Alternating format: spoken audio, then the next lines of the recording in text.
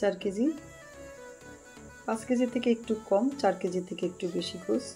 এই জন্য দিয়ে দিয়েছি আমি 4 টেবিল চামচ পরিমাণ আদা বাটা, রসুন বাটা, দিয়েছি 2 কাপ বড় কাপ পরিমাণ ইয়োগurt আর দিয়েছি লবণ। এটাকে আমি এখন ভালো করে মাখিয়ে রেখে দেব। আমি এখানে 5 রকম বাদাম আর কিশমিশ দিয়ে ব্লেন্ড করে নিচ্ছি। আর বাদামের সাথে আমি একটু জায়ফল আর জয়ত্রী একসাথে ব্লেন্ড করে দিয়ে দিলাম সব গোটা মশলাগুলি। আগে একটু হালকা ভাজা হলো, তার মধ্যে দিয়ে দিচ্ছি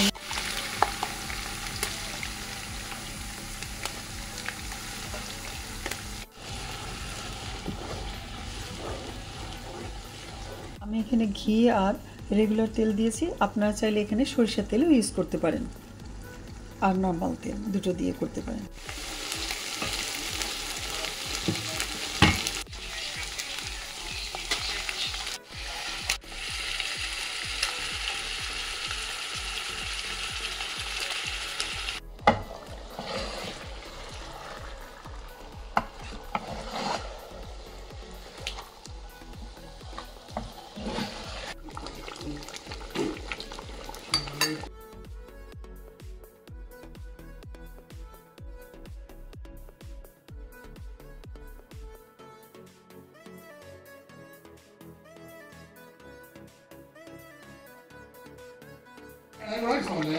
মাংসটার তেল একটু উঠে গেছে, দেখতে পাচ্ছেন সাইড দিয়ে তেল উঠেছে।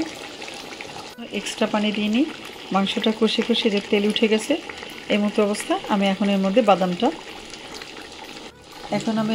বাদাম, কিশমিশ, জায়ফল, জয়ত্রী যেটা দিয়েছি সেটাকে মিলিয়ে দিলাম, ঢেলে দিচ্ছি।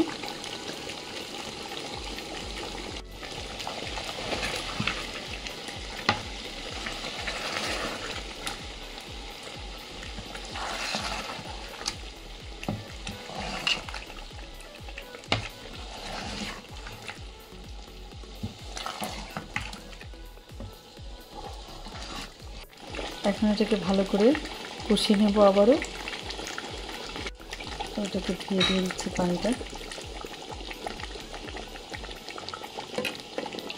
এখন আমি এর মধ্যে দিয়ে দেবো কাঁচামরিচ কতগুলি। এটা চাইলে আপনারা পেস্ট করেও দিতে পারেন, অনেকে ঝাল পছন্দ করে না বেশি, তাই আমি দিয়ে দিলাম গোটায়। দিয়ে দিচ্ছি দুধ। আপনারা চাইলে এখানে নারকেলের দুধও দিতে পারেন, কিন্তু আমি সবসময় এই পাউডার দুধটাই দিই। এটা দিলে স্বাদটা বেশ ভালো হয়।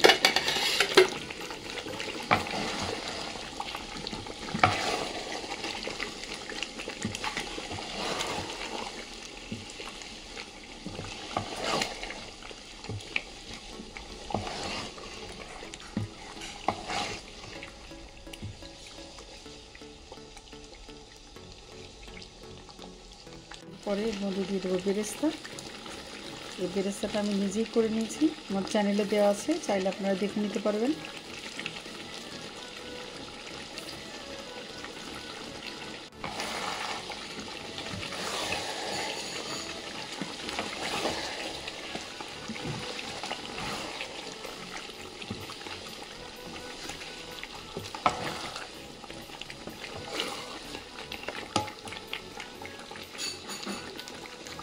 ফিনিশিং ঘি দিয়ে দিচ্ছি, গোলাপ জল আর কেওড়া জল, রোজ ওয়াটার, কেওড়া ওয়াটার।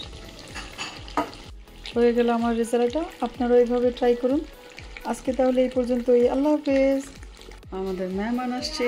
আমাদের আজকের খাবার তুর্কিশ ব্রেড, ভাত, মিক্সড রাইস, সালাদ, নেহারি,